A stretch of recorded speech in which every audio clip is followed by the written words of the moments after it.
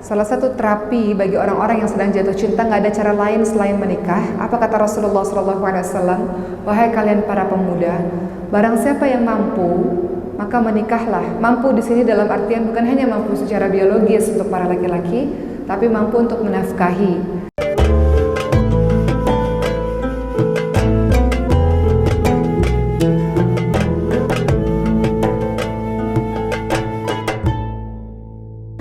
Jadi saya mau cerita sedikit karena ini ceritanya anak-anak muda. Di sini banyak jemaah anak-anak muda, cerita tentang Laila Majnun. Mungkin teman-teman pernah dengar. Kita ceritakan sedikit tentang kisah ini. Laila dan Majnun bukan nama asli. Majnun bukan nama asli. Nama aslinya Qais kalau saya tidak salah. Mereka pertama kali bertemu di sebuah sekolah dan mereka saling jatuh cinta satu sama lain. Dan kemudian Qais sang laki-laki ini kemudian sering sekali membuat puisi-puisi cinta untuk orang yang dicintainya, yaitu Laila. Membuat puisi-puisi yang dibacakan ke hadapan banyak orang, menunjukkan betapa cinta yang luar biasa yang ingin diberikan Qais kepada Laila. Tapi orang tua Laila tidak setuju.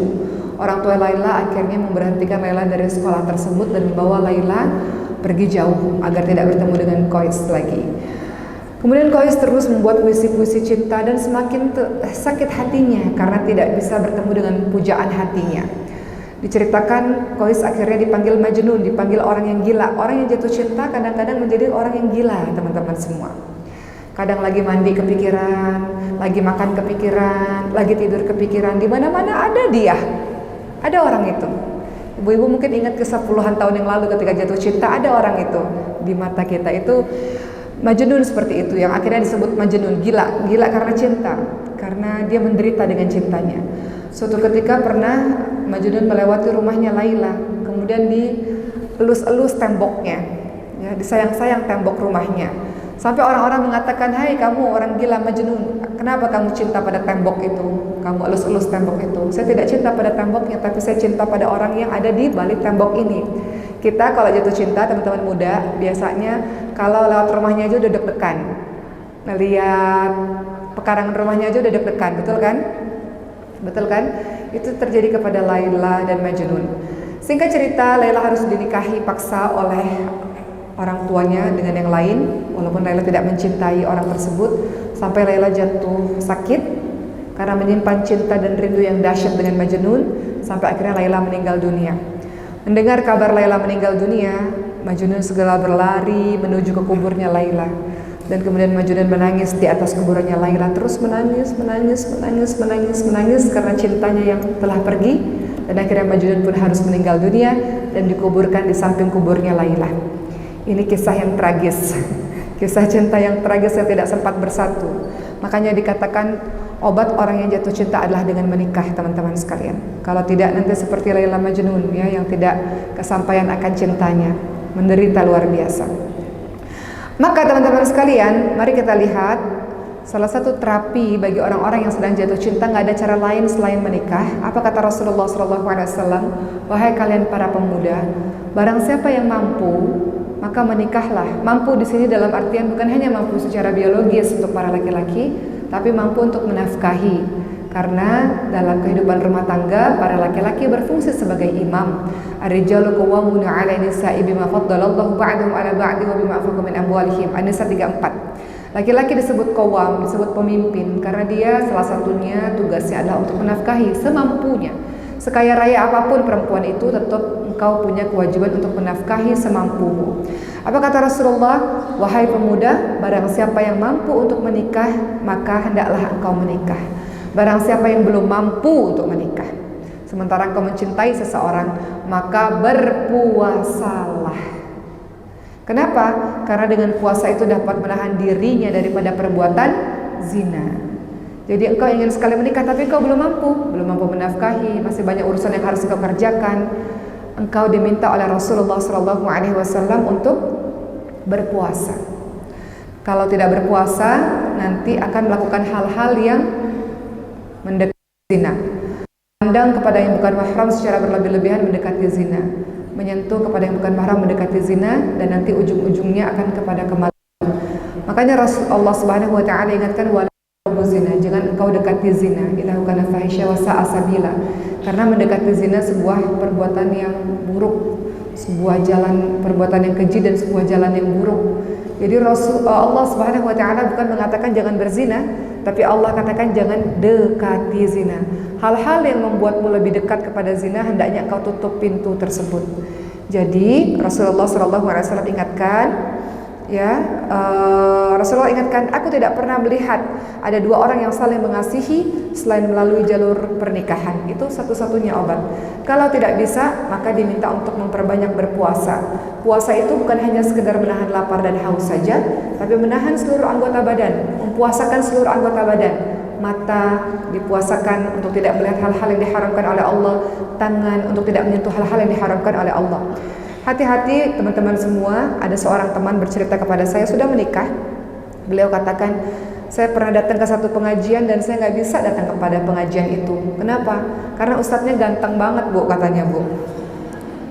Jadi kata teman saya sudah berusaha menundukkan pandangan saya, tetap aja deg-degan karena suaranya menembus kepada telinga saya. Akhirnya saya ganti pengajian, nggak datang ke pengajian itu lagi daripada nggak fokus dan nggak khusyuk dengar pengajian karena ustadznya ganteng banget katanya. Jadi beliau melindungi dirinya untuk tidak mendekati zina.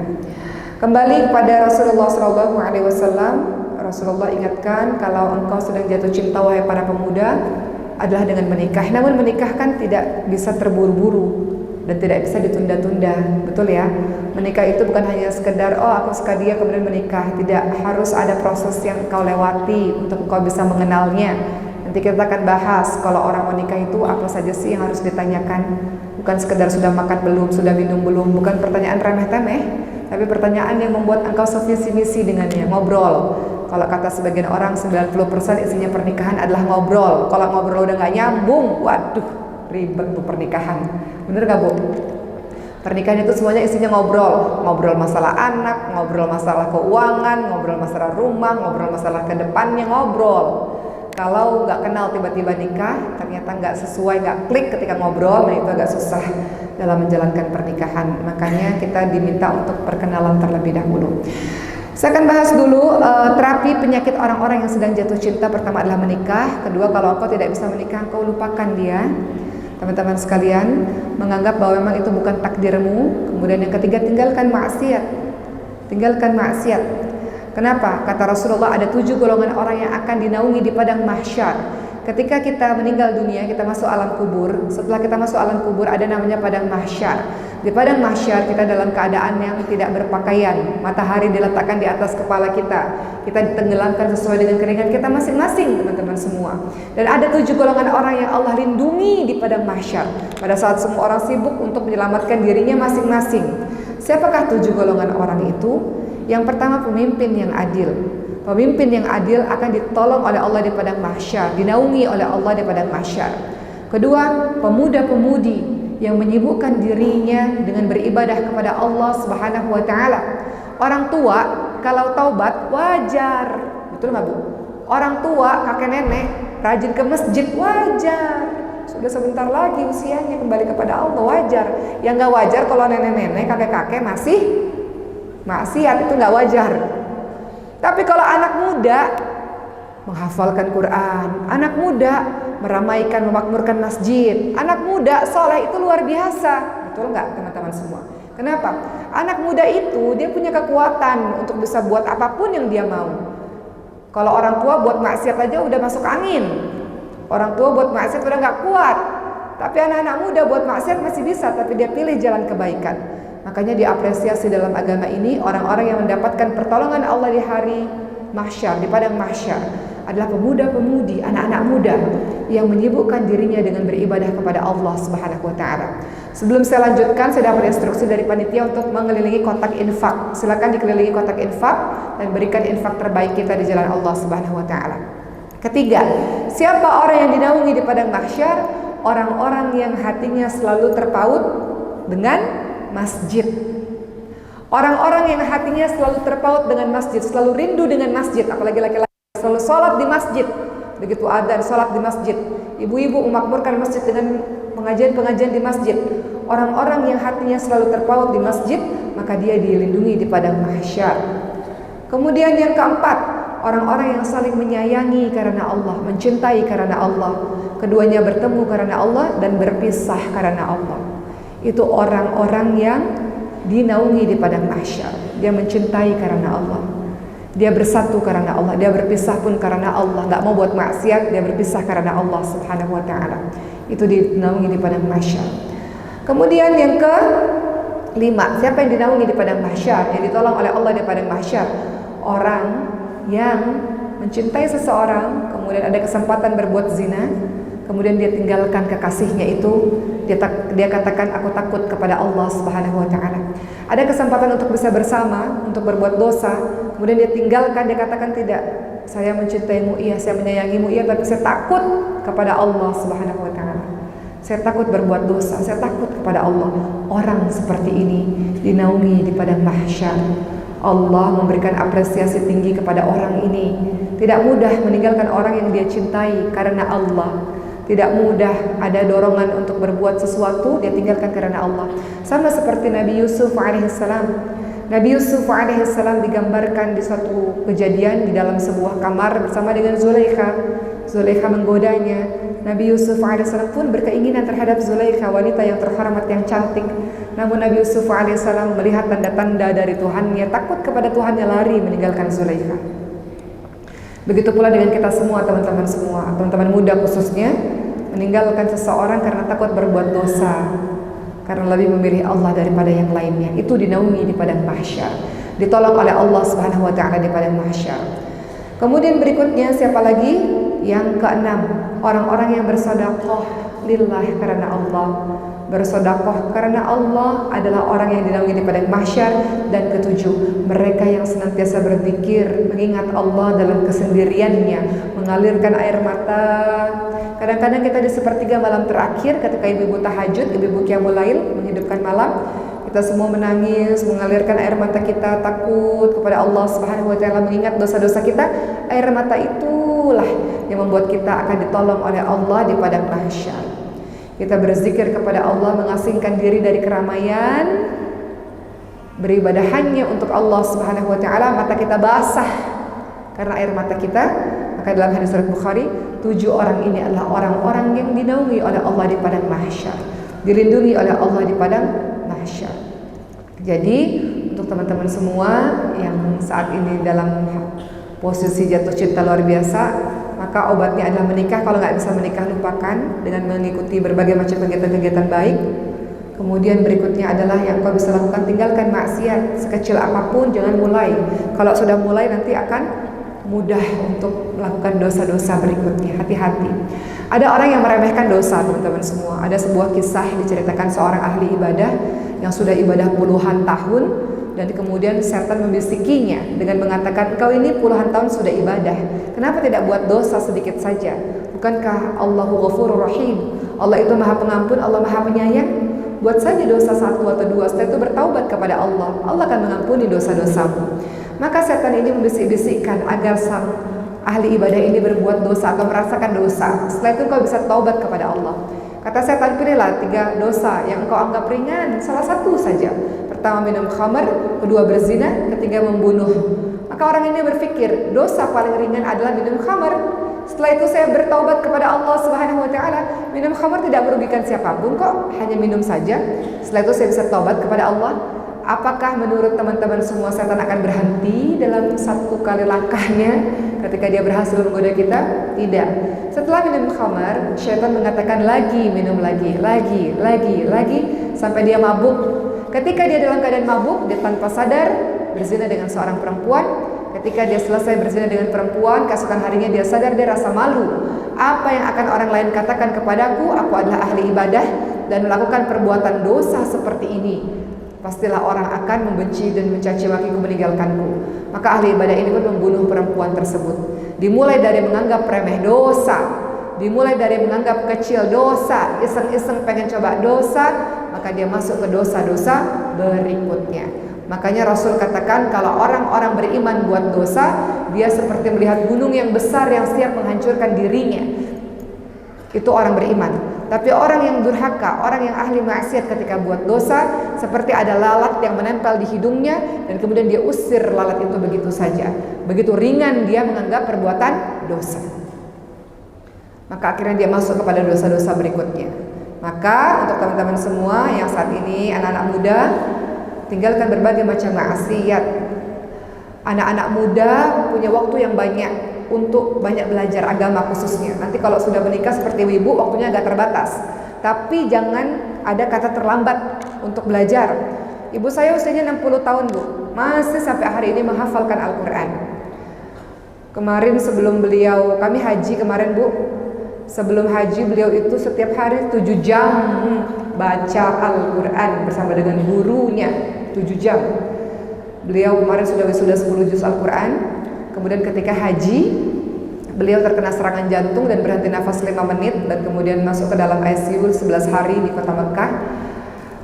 Semua orang mengatakan kayaknya sudah selesai hidupnya di sini, tapi masya Allah wasilah Quran, ibu-ibu sekalian, maka beliau bertahan sampai hari ini alhamdulillah. Dan sekarang walaupun masih pakai kateter, sudah pulang ke rumah alhamdulillah, dan dokter semua mengatakan seperti mukjizat, sampai sekarang dalam keadaan sakit pun masih menghafalkan Al-Quran. Jadi orang tua saja usia 60 tahun masih menghafalkan Quran, apalagi kita semua ini masih muda-muda, teman-teman semua. Orang yang sakit saja masih menghafalkan Quran, apalagi kita yang muda-muda. Ibu saya cerita teman-teman semua, sebelum saya lanjutkan lagi mengenai ini. Ibu saya katakan, ibu saya bermimpi ketika membuka mata, ibu saya dalam kondisi terbaring di satu seperti lapangan bola yang luas sekali katanya, tapi gelap. Tiba-tiba ada orang yang tinggi sekali, tidak terlihat wajahnya, datang dan membawa Al-Quran, dan Al-Quran itu bercahaya. Cahaya Al-Quran itu menerangi kubur itu, menerangi yang gelap gulita itu. Akhirnya ibu saya katakan, oke, saya dalam keadaan yang nyaman dan aman. Terus ibu saya memilih untuk tidur lagi. Jadi kata beliau, seolah-olah saya seperti berada dalam kubur. Namun saya tidak takut berada dalam kubur. Kubur begitu luas dan terang karena Al-Quran datang menerangi kubur saya. Itu mimpinya beliau pada saat beliau dalam keadaan sakit. Itu mimpi yang beliau ceritakan. Yang saya ingin ceritakan pada teman-teman semua, sudah sejauh apa interaksimu dengan Quran, teman-teman semua? Sudah sejauh apa bacaanmu? Sudah sejauh apa keistiqamahanmu bersama Quran? Quran adalah syafaat, memberikan syafaat. Quran sahabat terbaik, dia datang kepada kita di kubur, dia datang kepada kita di hari akhir, teman-teman semua. Sebagaimana kita tidak tinggalkan Al-Quran pada hari ini, maka nanti di hari akhir Al-Quran pun tidak akan pernah meninggalkan diri kita. Jadi untuk teman-teman yang hatinya sibuk, sedang jatuh cinta, sedang ingin menikah, belum kesampaian, sibukkan dirimu dengan perkara-perkara baik. Salah satunya adalah dengan Al-Quran.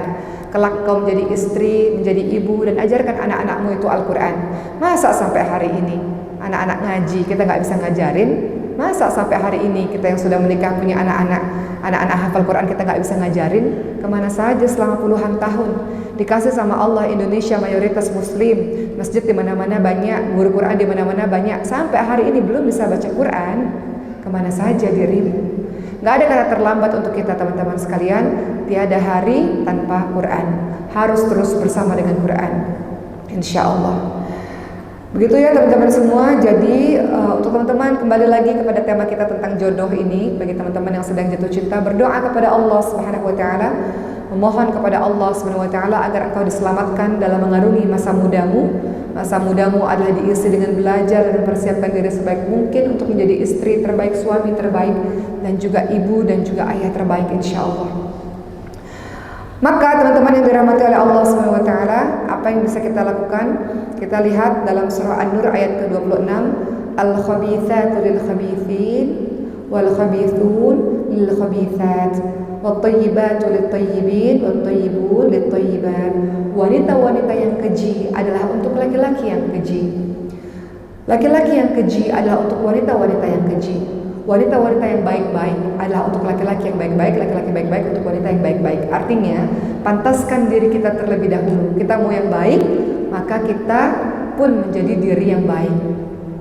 Bagaimana nanti setelah menikah ternyata istrinya baik, suaminya nggak baik, seperti kisah Asyah dan Firaun. Ayat ini memotivasi diri kita untuk jadi orang baik. Adapun nanti ketika menikah dan kemudian mendapatkan pasangan yang tidak baik, itulah ladang dakwah bagi dirimu. Allah mengetahui bahwa engkau yang paling bisa untuk berada dalam situasi itu. Jadi kadang-kadang teman-teman sekalian dalam kehidupan kita semuanya sempurna. tiba-tiba diuji sama Allah lewat pasangan kita sendiri. Ada ya Bu, begitu ya Bu? Memang dalam Al-Quran disebutkan begitu. Kadang-kadang justru pasangan kita sendiri yang menjadi ujian terbesar untuk diri kita. Makanya dalam surah Al-Furqan 74 itu doanya ibadur rahman, doanya orang-orang saleh. Doanya orang-orang saleh selalu kita ucapkan dalam setiap keseharian kita. Rabbana hablana min azwajina wa dzurriyyatina qurrata a'yun waj'alna lil muttaqina imama. Kita minta kepada Allah Subhanahu wa taala agar Allah karuniakan pasangan kita, keturunan kita sebagai penyejuk mata, penyejuk hati untuk kita. Kita mau rumah kita jadi bait di jannati, rumah menjadi surga. Bukan rumah sebagai neraka, teman-teman semua. Rumah sebagai surga karena semua orang di dalamnya adalah orang yang dekat kepada Allah Subhanahu wa taala. Mau rumah sebagai surga, buat rumah itu sebagai tempat di mana seluruh anggota keluarganya banyak membaca Quran. Ketika di satu rumah, di dalamnya banyak dibacakan Quran, maka malaikat-malaikat turun. Malaikat akan bersamai kita dengan sayap-sayapnya. Namanya malaikat turun, pasti malaikat menurunkan ketenangan dan ketentraman. Tapi suamiku nggak baca Quran, suamiku sholat di masjid aja enggak. Dimulai dari diri kita sendiri terlebih dahulu, anak-anak kita, sambil terus kita berdoa agar salah satu anggota keluarga kita itu mendapatkan hidayah, teman-teman semua. Kadang dalam satu rumah nggak semuanya soleh, nggak semuanya taat. Entah suaminya lah, entah istrinya, entah anaknya jauh daripada Allah Subhanahu wa taala. Doa kepada Allah dengan surah Al-Furqan 74 tadi. Dimulai dari diri kita sendiri terlebih dahulu sebelum kita menunjuk orang lain. Dimulai dari diri kita sendiri terlebih dahulu yang istiqamah bersama dengan Quran setiap harinya. Ada 24 jam, kenapa gak menyisihkan 1 jam, 2 jam untuk Quran? Sesibuk apakah dirimu sampai-sampai Quran saja gak pernah kau baca? Ada orang yang baca Quran setahun sekali di bulan Ramadan saja, teman-teman semua. Allah suka yang sedikit-sedikit tapi continue, sedikit-sedikit tapi tiap hari. Luangkan waktu sedikit demi sedikit untuk terus bisa bersama dengan Al-Quran. Jadi untuk teman-teman yang masih lajang-lajang, laki-laki dan perempuan, laki-laki kau jadi imam, malu kalau sampai hari ini belum membaca Quran dengan baik dan benar. Perempuan-perempuan kau jadi imam di rumah, anak-anakmu akan kau ajari Quran, malu sampai hari ini masih terbata-bata membaca Al-Quran. Jadi masih ada waktu, nggak ada kata terlambat. Tahun 2012 saya pernah datang ke kota Mekah dan menghadiri wisuda Quran. Paling kecil 7 tahun 30 juz Al-Quran, paling tua 70 tahun wisuda 30 juz Al-Quran. Jadi kata siapa Al-Quran itu punya batas usia? Nggak ada batas usia. Semua orang, Al-Quran mu'jizat, bisa dihafalkan oleh semua orang dari berbagai macam jenis usia. Walaupun dikatakan pepatah, ketika masih kecil bagai menulis di atas batu, begitu belajar hafal. Kalau sudah tua bagai menulis di atas air. Kok nggak apal-apal ya?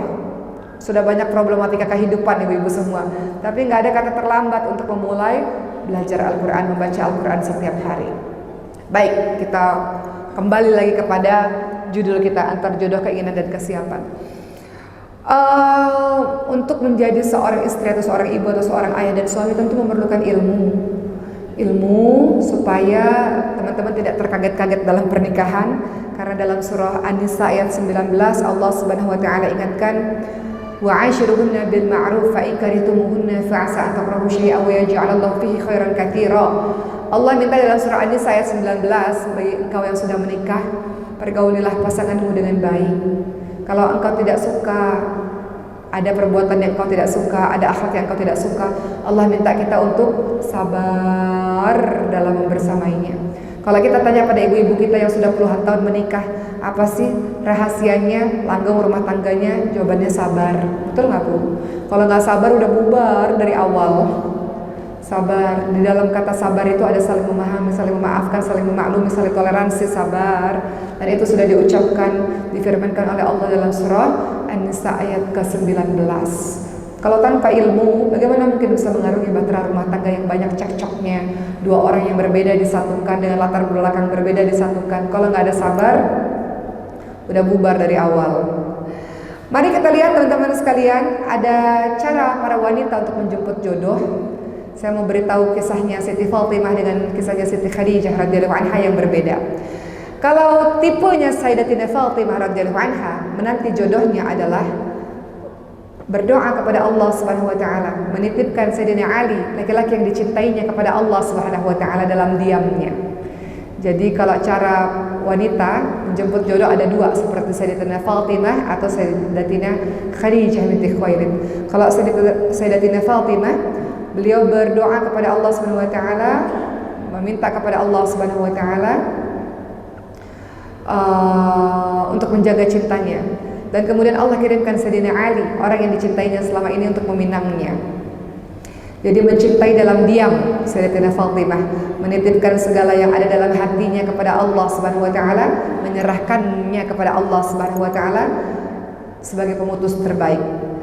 Menanti dengan ketaatan, ya, dengan proses perbaikan diri yang terus-menerus sampai kemudian datang seseorang yang memuliakan dirimu. Itu tipenya Sayyidatina Fatimah. Tipenya Sayyidatina Khadijah adalah wanita yang mengajukan dirinya, tentu lewat perantara, ya, dimana pada saat itu Bunda Khadijah sudah meneliti terlebih dahulu siapa orang ini. Teman-teman ingat kisahnya. Jadi menikah itu nggak bisa ujuk-ujuk, teman-teman semua.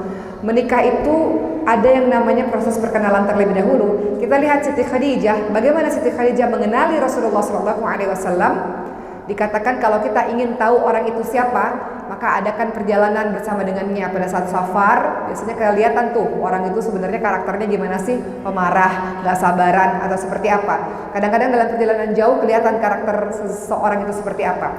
Bermalam dengan orang itu dan terlibat dalam urusan keuangan, supaya tahu kira-kira karakter orang itu seperti apa.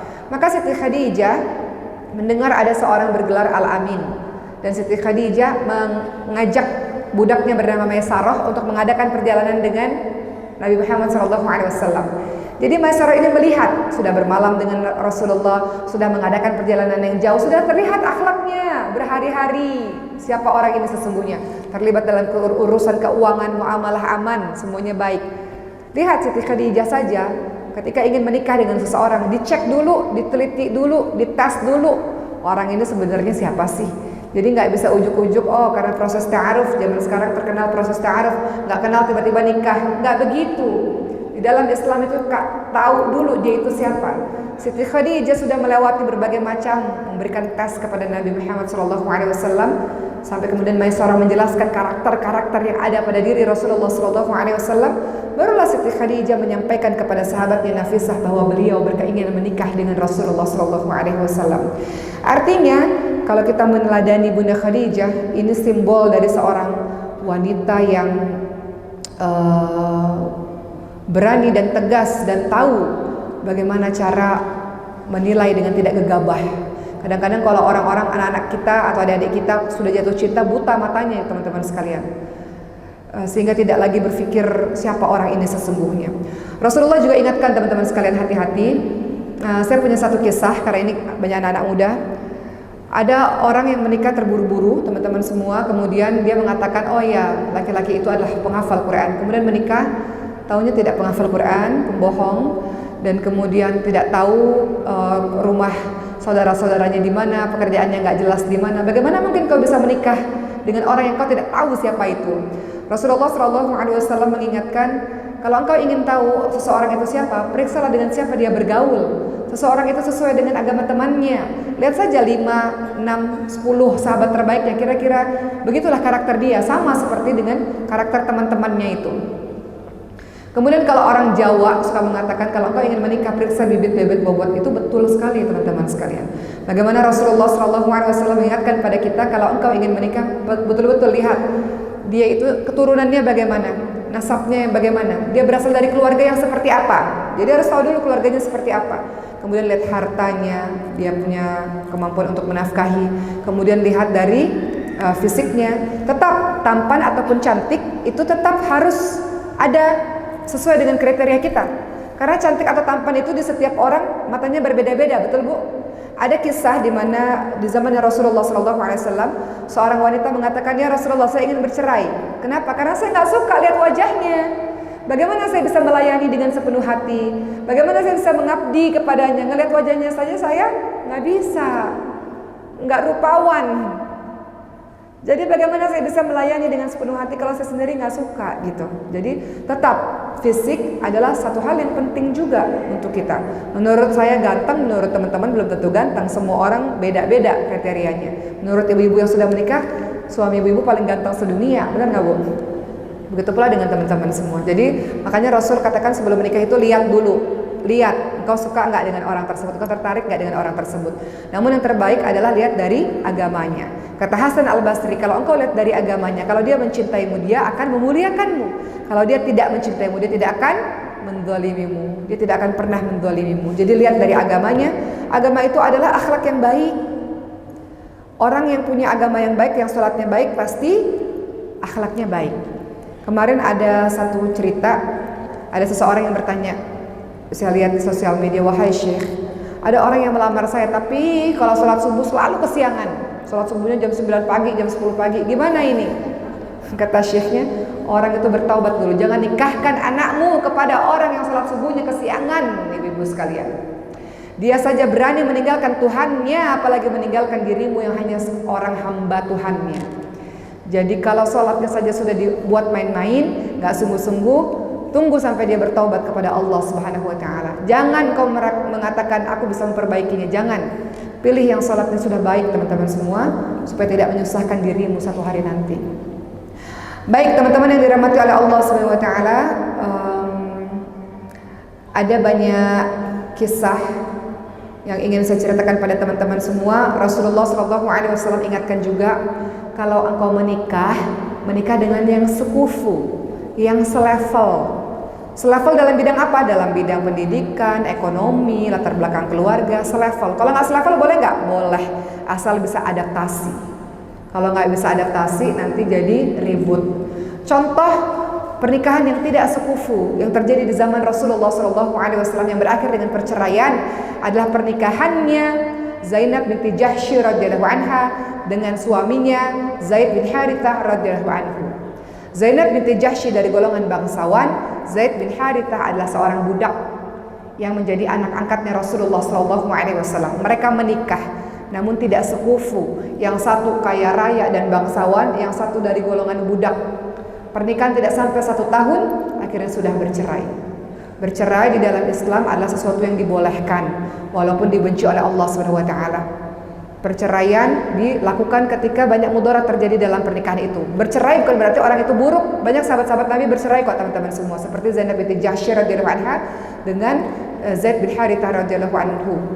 Bercerai karena tidak sekufu. Tapi ada nggak pernikahan yang tidak selevel tapi berhasil? Ada. Siapa itu?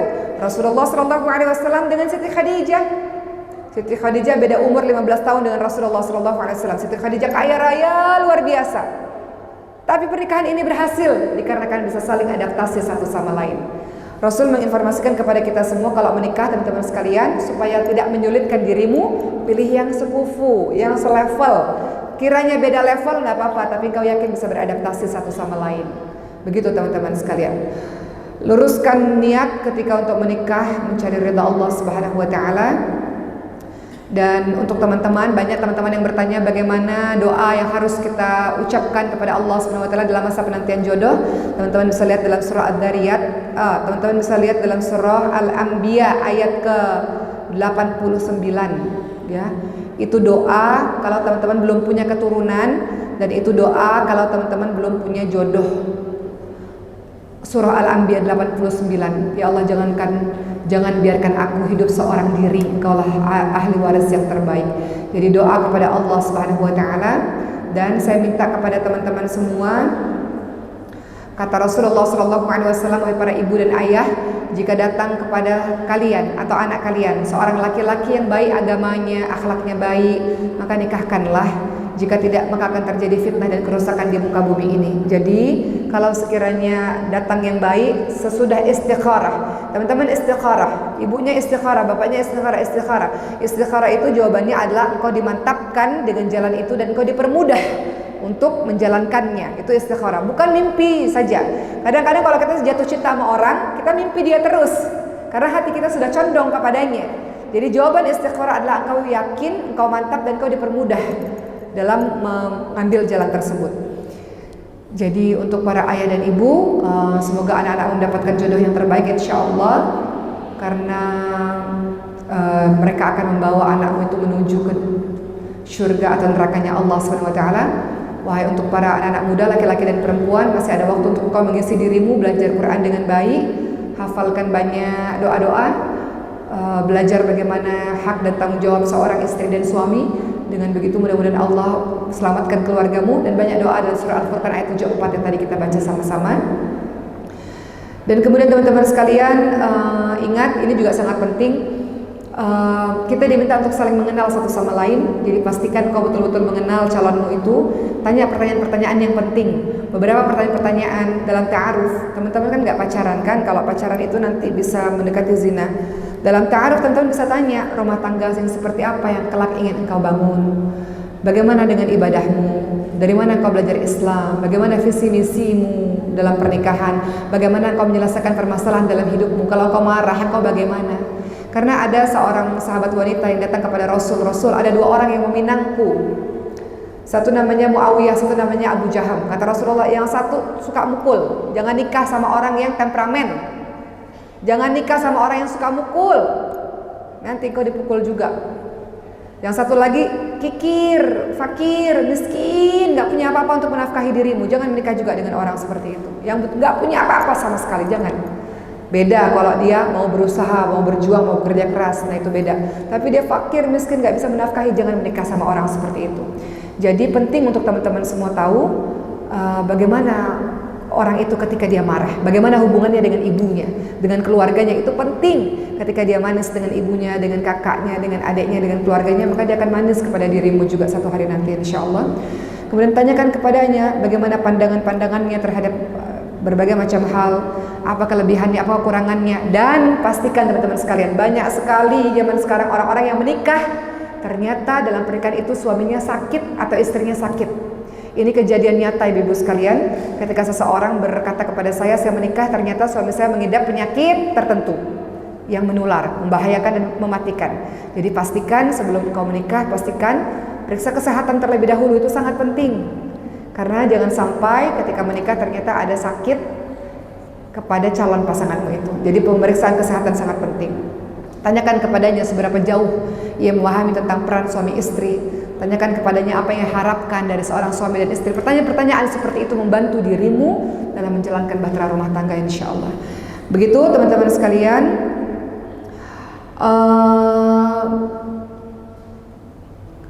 Dan semoga apa yang teman-teman perjuangkan, apa yang teman-teman sedang lakukan membuat Allah mengirimkan jodoh yang terbaik untuk teman-teman semua.